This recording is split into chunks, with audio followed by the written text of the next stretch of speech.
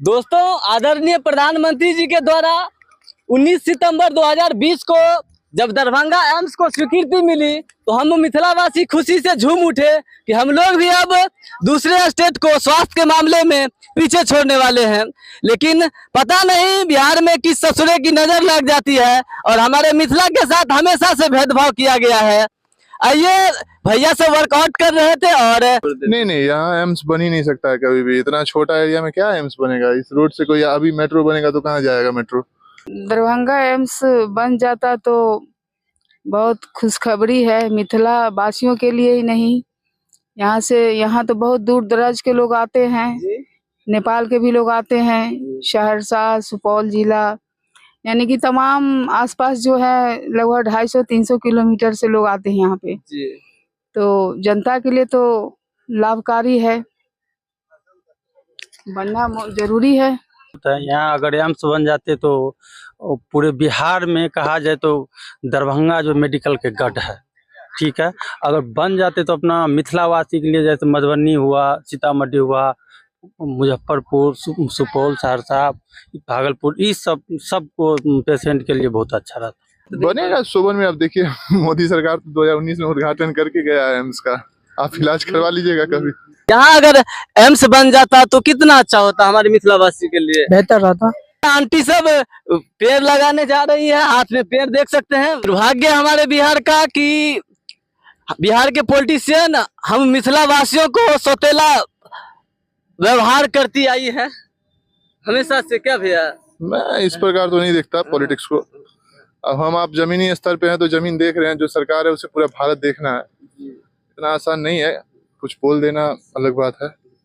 मेरे हिसाब से ऐसा नहीं है। झोला में फूल है, पूजा करने जा रही है। क्या नाम हुआ चाची आपका? मेरा हुआ श्रीमती मंजू सिन्हा।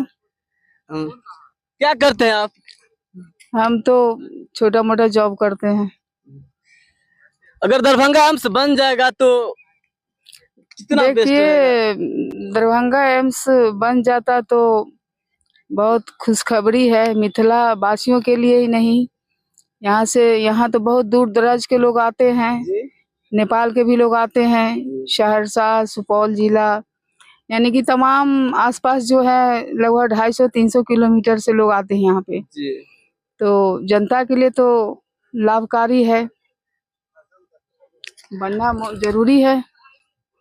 हम लोग बचपन में पढ़ते थे पर्यावरण और उसी को कायम रखने के लिए आंटी पेड़ लगाने जा रही है, उसके बारे में क्या कहना चाहते हैं? मैं तो मतलब बहुत जगह पेड़ लगा चुकी हूँ। अभी मैं मेडिकल में खड़ी हूँ और मेडिकल में भी बहुत सारा पेड़ लगा चुकी हूँ और यहाँ मेडिकल कैंपस में एक पेड़ है, ये मंदिर है, वहाँ भी मैं बहुत सारी पेड़ लगा चुकी हूँ और मेरा उद्देश्य है कि जहाँ तक हो जितना हो सके मैं पेड़ लगाती हूँ। पीछे आपको बैकग्राउंड में ये तस्वीर दिख रहा होगा, यहाँ मेडिकल्स के एस्पिरेंट्स रहते हैं, हॉस्टल है और भैया वर्कआउट कर रहे थे। क्या नाम हुआ भैया आपका? My name is Shamsher Ali. यहाँ अगर एम्स बन जाता तो कितना अच्छा होता हमारे मिथिलावासी के लिए, बेहतर रहता। किस चीज की तैयारी करते हैं? कंपटीशन का तैयारी कर रहा है। कंपटीशन का जी ठीक है भैया, बेस्ट ऑफ लक। यहाँ मेरे छोटू भाई सब क्रिकेट खेल रहे हैं और कुछ भैया इस कुत्ता को लेकर मॉर्निंग वॉक में आए हुए हैं। क्या नाम हुआ भैया आपका? मेरा यशु कुमार।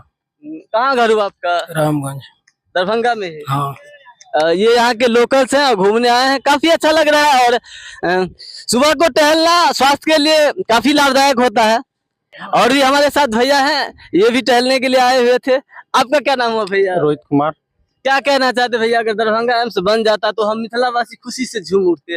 और स्वास्थ्य के मामले में अभी भी हम लोग काफी पीछे हैं। जी, पीछे तो बहुत है। यहाँ अगर एम्स बन जाते तो पूरे बिहार में कहा जाए तो दरभंगा जो मेडिकल के गढ़ है, ठीक है।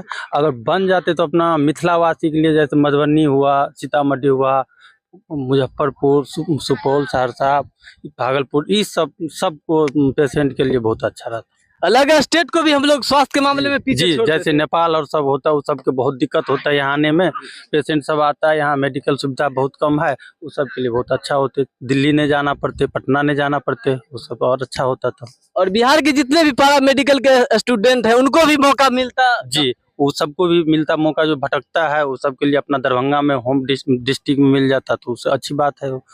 धन्यवाद भाई आपका हमसे जुड़ने के लिए। Thank you. मैं जिस लोकेशन पे अभी खड़ा हूँ, यहाँ दरभंगा एम्स बनने वाला था, लेकिन अब यहाँ नहीं बन पाएगा क्योंकि दरभंगा में काफी ट्रैफिक लगती है, जिसके वजह से इमरजेंसी पेशेंट को आने में काफी परेशानियों का सामना करना पड़ता है। इसीलिए अब बाहर बनाया जाएगा। और इस मैदान में आप देख सकते हैं घोड़ा गाय चल रही है। और हमारे साथ एक भैया भी मौजूद हैं, वर्कआउट कर रहे हैं। क्या नाम हुआ भैया? मेरा नाम अमन कुमार हुआ। कैसा लग रहा है आपको सुबह सुबह? कैसा लगेगा? अभी सुबह सुबह घूमने के लिए आए थे तो वर्कआउट करना भी तो जरूरी है फिट रहने के लिए। पढ़ाई लिखाई भी चलती है, फिर कहीं जॉब करते हैं? नहीं, अभी तो पढ़ाई लिखाई चल रहा है, ग्रेजुएशन चल रहा है। क्या एम है अपने जीवन का? जीवन का एम क्या है? बहुत बड़ा तो कुछ एम है नहीं। वैसे कोई खास एम है नहीं जो बताने वाला हो। यहाँ अगर एम्स बन जाता दरभंगा में तो हम लोग भी दुनिया को स्वास्थ्य के मामले में पीछे छोड़ देते। नहीं, यहाँ एम्स बन ही नहीं सकता है कभी भी। इतना छोटा एरिया में क्या एम्स बनेगा? इस रोड से कोई अभी मेट्रो बनेगा तो कहाँ जाएगा मेट्रो? वो बाहर भी अगर बन रहा है तो उस तेजी के साथ बनेगा। सोबन में आप देखिए, मोदी सरकार तो 2019 में उद्घाटन करके गया है एम्स का। आप इलाज करवा लीजिएगा कभी। अभी पूरा बना नहीं है, मतलब क्या बना, क्या नींव भी नहीं रखा गया अभी। बोला सोबन में बनेगा, देखिए बनेगा तो सबको पता चलेगा। दुर्भाग्य हमारे बिहार का कि बिहार के पॉलिटिशियन हम मिथिला वासियों को सौतेला व्यवहार करती आई है हमेशा से। क्या भैया? मैं इस प्रकार तो नहीं देखता पॉलिटिक्स को। अब हम आप जमीनी स्तर पे हैं तो जमीन देख रहे हैं। जो सरकार है उसे पूरा भारत देखना है। इतना आसान नहीं है।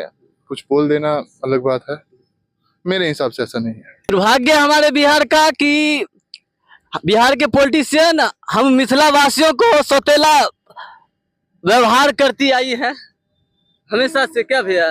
मैं इस प्रकार तो नहीं देखता पॉलिटिक्स को। अब हम आप जमीनी स्तर पे हैं तो जमीन देख रहे हैं। जो सरकार है उसे पूरा भारत देखना है। इतना आसान नहीं है। कुछ बोल देना अलग बात है, मेरे हिसाब से ऐसा नहीं है। वैसे तो महिलाओं के लिए काफी कुछ लिखा पढ़ा गया है, लेकिन आज भी हमारे देश में महिलाओं के साथ शोषण हो रही है। और एक महिला हमारे साथ खड़े हैं। महिलाओं के हित के लिए आप क्या कहना चाहते हैं आंटी? देखिए, बात ये है कि महिला के हित में मैं यही कहूंगी कि महिला अगर खुद एक्टिव है, परिवार को लेकर चलती हैं, तो उनसे अच्छी जिंदगी किसी का नहीं हो सकता। अभी के दौर में है कि सरकार जो है महिला को कुछ आरक्षण दिए हैं, उसका महिला दुरुपयोग करती हैं। चाहे मेरे घर की बहू बेटी हो या अन्य हो, कहीं भी जो महिला को मर्डर नहीं किया जाता। महिला खुद खुशी करती है। छोटी छोटी बातों लेके आपस में पति पत्नी में हो या घर में किसी से कुछ हो तो आत्महत्या करने की प्रवृत्ति करती है। ये सब नहीं होना चाहिए। बाल बच्चेदार महिला लोग जो है आत्महत्या करती है। और ज्यादातर देखने को मिलता है कि जो मतलब सीलिंग फैन जो पंखा है, ऊपर वाली पंखा जिसको कहते ऊपर, वो पंखा से यहाँ ये नहीं, मतलब फिल्मी दुनिया में भी ये सब कांड हो रहा है कि सरकार से अनुरोध है कि सीलिंग फैन पंखा को बंद किया जाए। इसे बहुत घटना हो रही है। बात बात में महिला लोग मर रही है, छोटे छोटे बच्चे को छोड़ के। छोटी छोटी बात को बर्दाश्त नहीं कर पाती है। एकदम फ्रीडम मिलनी चाहिए, रहना चाहिए। इसलिए कि सीलिंग फैन पंखा को बंद करके, बहुत सारा फैन है, दीवार फैन है, दीवार फैन से भी लोग काम कर सकता है, स्टैंड फैन है, उससे भी काम कर सकता है। सरकार से मैं प्रार्थना करती हूँ हाथ जोड़ के कि कृपया सीलिंग फैन को सदा के लिए बंद कर दिया जाए। इससे घटना नहीं हो सकती। स्त्री घर में लक्ष्मी के समान होती है और इसी के सदा व्यवहार और सदा प्रयास से घर की इज्जत बढ़ती है।